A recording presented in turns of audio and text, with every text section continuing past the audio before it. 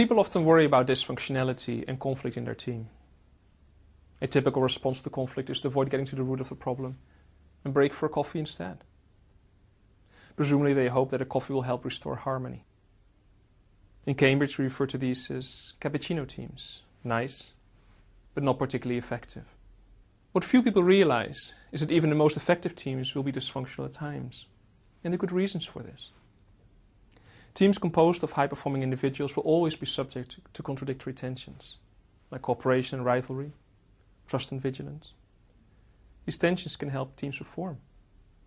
For instance, rivalry within a team helps weed out inefficiencies, and however uncomfortable it may feel at times, it also keeps people at the top of their game.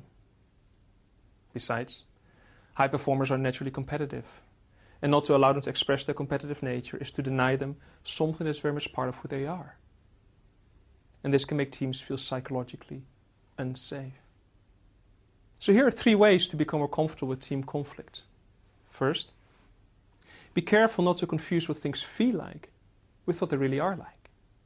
What feels dysfunctional may for all practical purposes be perfectly effective. Remember that any conflict feels awkward. Healthy conflict feels no less uncomfortable for being healthy. Contrary to popular belief, harmony in teams is far more likely to be the consequence and not the cause of performance. In fact, the best way to bond team members may well be to set them a challenge. Give them something to feel good about collectively. Second, be creative. Take the example of Colonel Stas Brzezinski.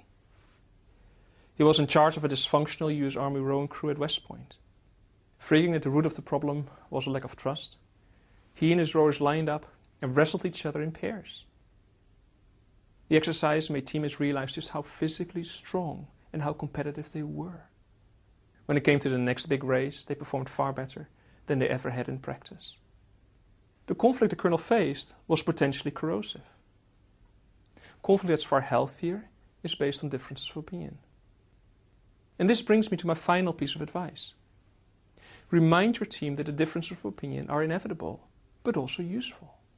Invariably, when you put together a team, you force people to work with others who will annoy them from time to time. Conflicting opinions are important, not only because they smoke out assumptions and enlarge the pool of data, but because they reveal what matters most to those involved. So explain that any annoyances are likely to be a natural consequence of diversity, and why diversity is precisely what's required for a team to succeed. You see, what feels dysfunctional need not be dysfunctional. Even the best teams will feel off balance some of the time. The key is to understand this tension is natural and to know how to manage it.